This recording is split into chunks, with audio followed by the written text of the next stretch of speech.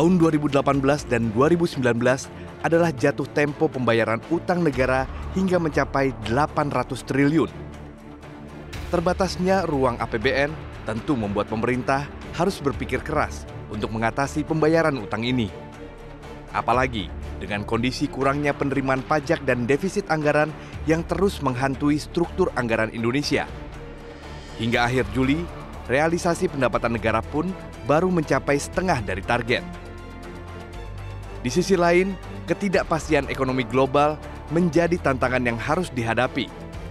Perubahan asumsi makro seperti nilai tukar dan harga minyak sewaktu-waktu dapat berubah seperti sepanjang tahun 2017. Kebijakan ekonomi Amerika sampai perang dagang menjadi masalah yang harus diantisipasi oleh pemerintah. Kemampuan adaptasi kebijakan fiskal maupun moneter dalam menghadapi berbagai tantangan ini diharapkan mampu menjaga kredibilitas keuangan negara. Namun, sanggupkah APBN menjawab tantangan zaman?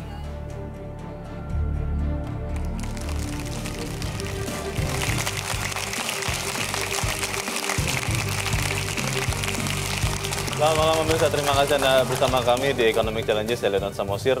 Era APBN 2019 yang sering disebut pemerintah sebagai sehat, adil, dan mandiri menjadi pembicaraan hangat karena tahun ini adalah tahun politik dan juga tahun depan tahun politik. Ketika kemudian Menteri Keuangan Sri Mulyani Indrawati mengatakan tahun depan akan ada utang jatuh tempo yang cukup besar, lebih dari 400 triliun. Pernyataan ini pun disambung, ditanggapi oleh Ketua Majelis Permusyawaratan Rakyat Zulkifli Hasan yang mengatakan cicilan itu terlalu berlebihan. Apakah benar demikian? Apakah RAPBN 2019 ini benar-benar produktif atau sering disebut orang populis? Kita akan membahasnya di dalam Economic Challenges Otak-Atik APBN bersama host Economic Challenges Suryo Pratomo. Mas Tommy, selamat malam. Malam, Leo. Baik-baik, Mas. Baik, ya. Sehat, Ya. adil, dan mandiri. Itu yang akan disampaikan oleh pemerintah dalam RAPBN 2019. Sebelum kita membahasnya, kita akan melihat dulu ada beberapa data bahwa di Kementerian Keuangan mengatakan pembayaran pokok utang untuk tahun ini 2018 itu adalah sekitar 396 triliun rupiah. Ya.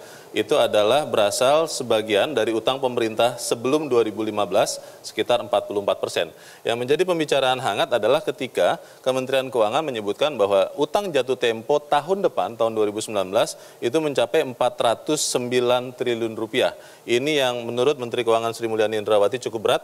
Dan kalau kita melihat komposisi utang pemerintah pusat menurut mata uang per 30 September 2017, ini data dari Kementerian Keuangan, paling besar adalah dalam mata uang rupiah, Mas Tommy dan pemirsa, 59%, di urutan kedua dalam dolar Amerika 29%, kemudian yen Jepang 6,35%, kemudian euro sekitar 4%, dan yang lainnya ada beberapa mata uang yang lain.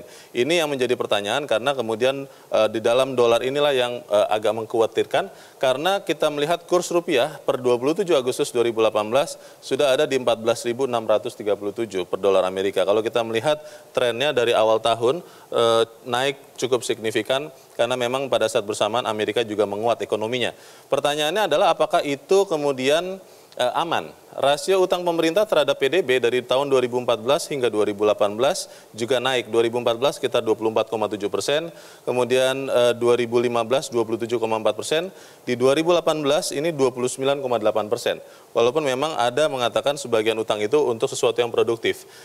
Pembiayaan utang yang dilakukan oleh pemerintah menurut RAPBN 2019 paling banyak nanti akan ada dari surat berharga negara neto itu sekitar 386 triliun rupiah.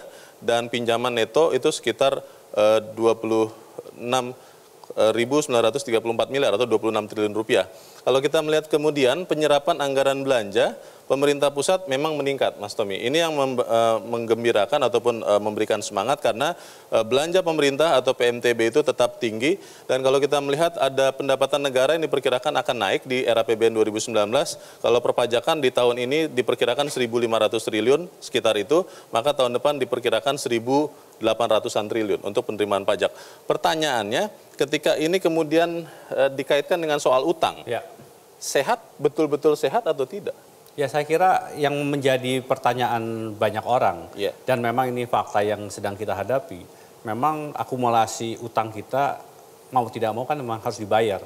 Yang menjadi persoalan adalah ketika jatuh tempo tahun depan itu angkanya di atas 409 triliun. Artinya kalau 409 triliun dari APBN kita, RAPBN kita 2.400, artinya kan tinggal tersisa 2.000 triliun. Betul.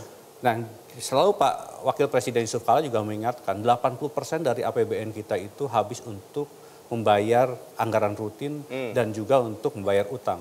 Nah, kalau utangnya semakin meningkat, kemudian kemampuan membangun kita menjadi sangat terbatas.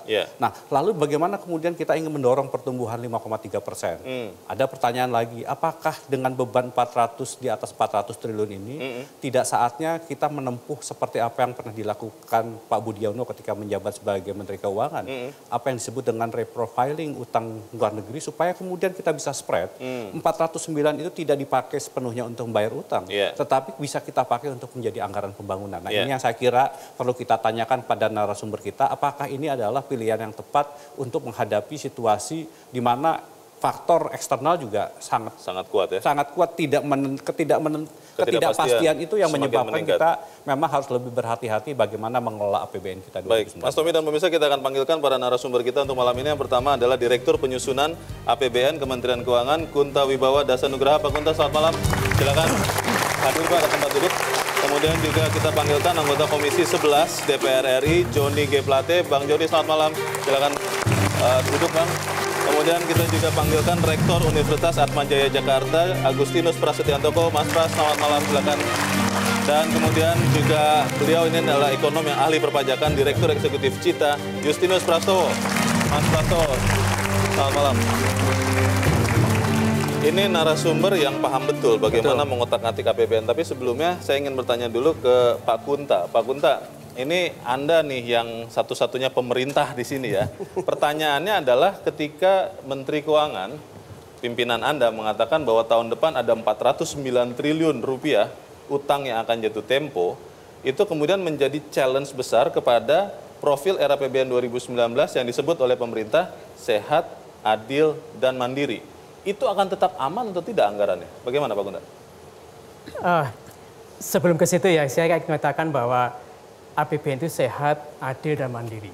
Sehat dalam arti bahwa kita tunjukkan defisit untuk RAPBN 2019. Itu di bawah 2%. Menurun ya? Menurun. Dari tahun 2018 outlook-nya sekitar 2%. Ya, kita kalau bicara 2015 ya, itu defisitnya 2,5%.